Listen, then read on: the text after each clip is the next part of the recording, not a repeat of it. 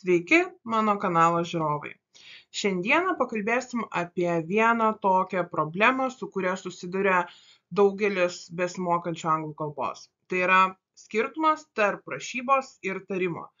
Visi žinote, visi pastebite, visi matote, kad anglų kalboje labai daug žodžių rašosi vienaip, o tariasi kitaip.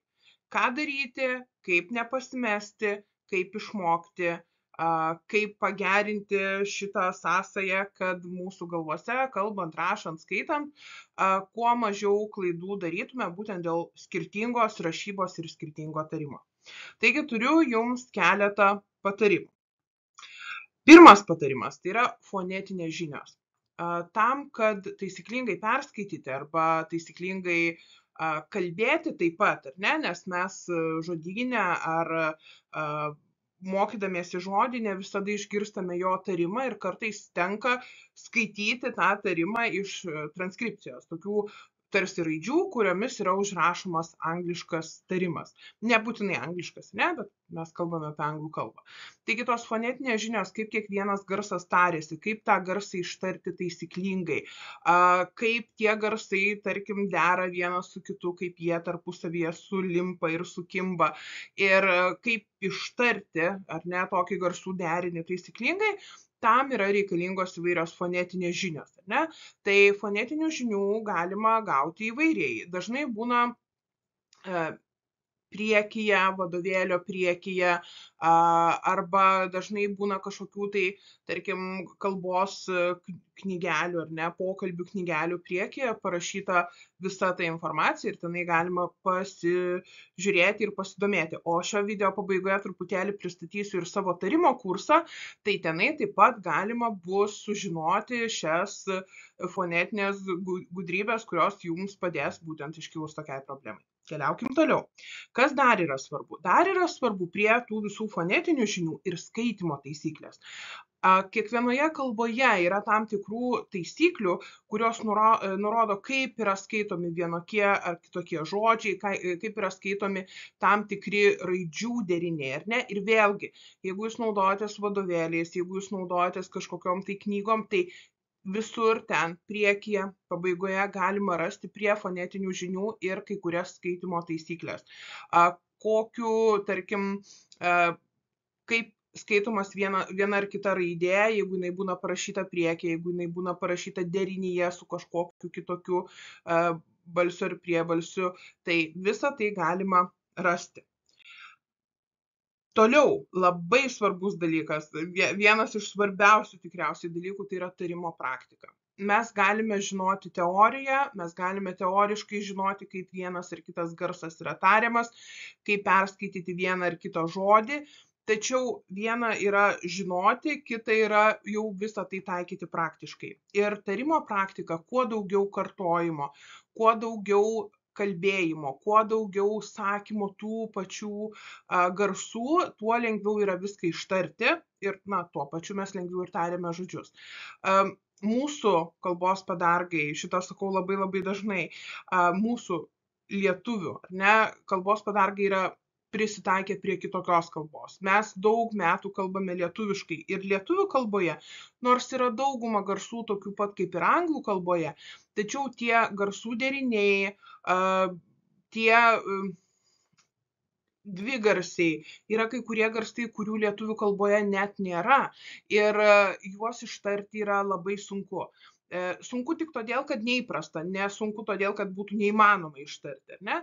Tai bet kokią kalbą mokantis mums reikia daug praktikos, ar ne? Ypač su tais garsais, su tomis raidėmis, kurių lietuvių kalboje nėra arba kurių deriniai yra tokie nelabai įprasti. Toliau, kas dar mums padeda, ar ne, nepasimesti? Tai yra svarbus dalykas giminiški žodžiai ir žodžiai su panašia rašyba. Kai mes atkreipiame dėmesį, kad žodžiai yra vienas į kitą panašus ir mes išmokstame, kaip taisyklingai rašyti ir tarti, ar ne, vieną ar kitą žodį, ir mes žinome tas taisyklės, kada kokia galūnė prisideda, kaip kokia galūnė prisideda, visas tas procesas labai palengvėja. Pažiūrėkime į keletą pavyzdžių. Tarkime, turime žodį beauty, ar ne? Beauty. Nėra labai lengvas žodis beauty parašyti, bet mes jį išmokstame gana anksti, todėl kad tai yra gana paprastas žodis ir, ar ne, mes žinom, kad beauty rašome su E-A-U, ne? Ir kai išmokstame tą žodį, kai išmokstame tą gabalėlį, tai visi kiti giminiški žodžiai, kaip beautiful, beautifully ir kiti žodžiai, kurie yra susijęs su beauty, nėra taip sunkiai beparašomi, todėl kad mes jau išmokome parašyti vieną giminišką žodį, ar ne? Ir visi žodžiai, kurie yra susijęs su žodžiu beauty, pradžia bus tokia pati. Kitas variantas, labai panašus variantas, tik tuo atveju žodžiai nėra giminiški, bet tam tikros raidžių kombinacijos, tam tikri raidžių deriniai yra skaitomi panašiai arba vienodai, ar ne? Ir jeigu mes matome vienam ar kitam žodyje tą raidžių derinį arba tą raidžių grupę, labai tikėtina, žinoma, būna viena kita išimtis, bet labai tikėtina, kad ji taip bus ir tariama.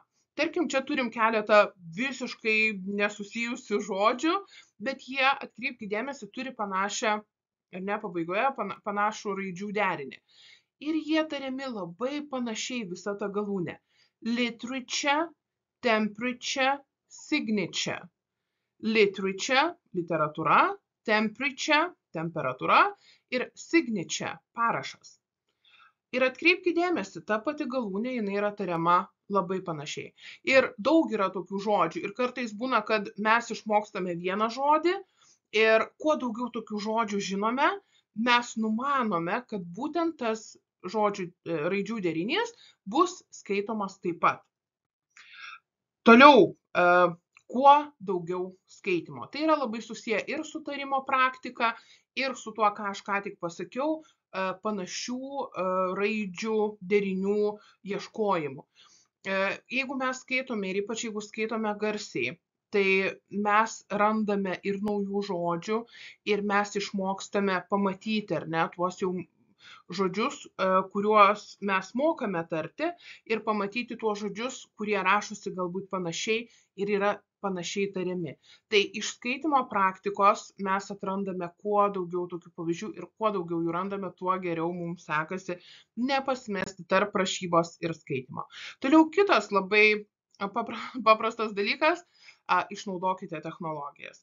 Jeigu mes pagalvotume, kad prieš, nežinau, netgi prieš kokią 20-25 metus mes neturėjome internetinių žodynų, mes neturėjome Google vertėjo, mes neturėjome dirbtinio intelekto galinčio kalbėti tą, ką mums reikia.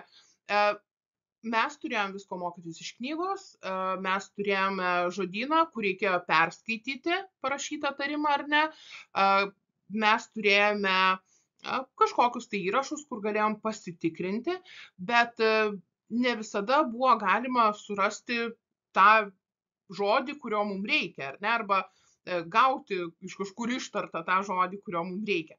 Bet šiais laikais, kai kiekvienas mes turime technologijas, tai yra padaryti daug lengviau. Ir pasinaudokite internetiniais žodynais, kuriuose visuose galima išgirsti, kaipgi kiekvienas iš tų žodžių yra tariamas. Kartais būna sunkiau išgirsti, kartais būna pateikiami keli variantai ir jūs galite išsirinkti iš savo priimtino varianto, ar ne. Jeigu nerandate, pavyzdžiui, atskiro žodžio, galima įrašyti į Google vertėją ir ten yra tokia funkcija, toksai mažas garsiakalbis, ant kurio paspaudus žodis yra ištariamas.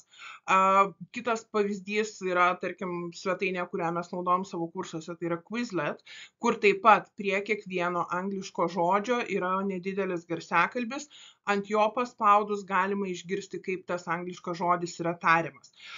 Tačiau prie šito reikia papildyti, pridėti truputėlį, kad nepaisant to, kad mes galime išgirsti žodį, kai kurie įrašai nebūna labai sklandus, kai kur, kadangi gimtakalbė nedaro, tai yra pasakoma žodis gana greitai ir tam tikrose situacijose, kai mes turim asimiliaciją arba mes turim kažkokį sudėtingesnį žodį arba sudėtingesnį garsų, tarkim, junginį, ne visada aiškiai išeina išgirsti suprasti, kas ten yra per garsas, arba tarsi atrodo, kad ir tas galėtų būti ir nežinia, kuris yra iš tiesų.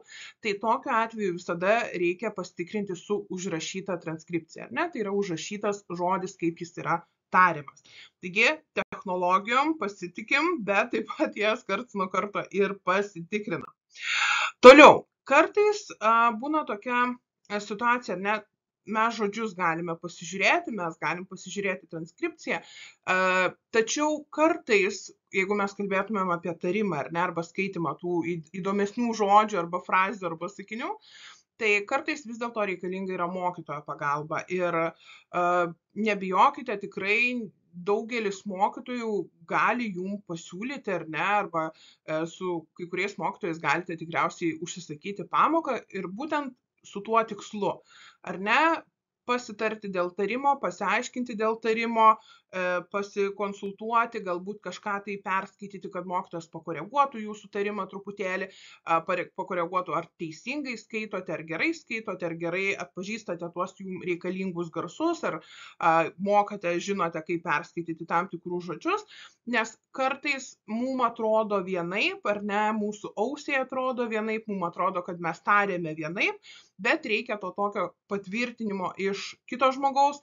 Tai iš kitos pusės tai nebūtinai turi būti mokytojas šiuo momentu, ar ne, jeigu jūs norite tik tai pasitikrinti savo tarimą arba pasitikrinti savo skaitimą, tai gali būti ir tiesiog gimtakalbis žmogus, bet tokiu atveju tada atkreipkite dėmesį, kad skirtingose regionuose, skirtingose šalise, jeigu mes imtumėm Ameriką, Australiją, Britaniją, Kanadą, ar ne, tai gali būti kai kurie žodžiai tariami šiek tiek skirtingai, skaitomi šiek tiek skirtingai. Tai reikėtų atkreipti dėmesį ir į tokius skirtumus.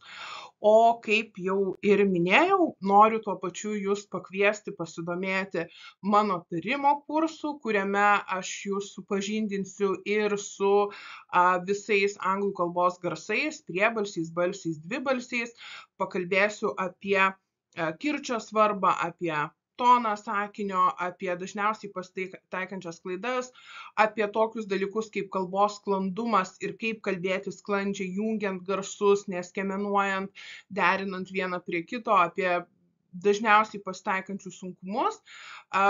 Ilgai apie kursą nepasakosiu, apačioje aprašyme jūs rasite registracijos nuorodą. Jeigu norite, prie registracijos yra smulkesnis aprašymas, tai ten galite rasti visą informaciją apie patį kursą, kas jį sudaro, kiek ten ko visko yra ir tikiuosi, kad užsiregistruosite ir mes kartu galėsime pasimokyti apie tarimą. O šiam kartui tiek. Labai dėkoju, kad klausėte.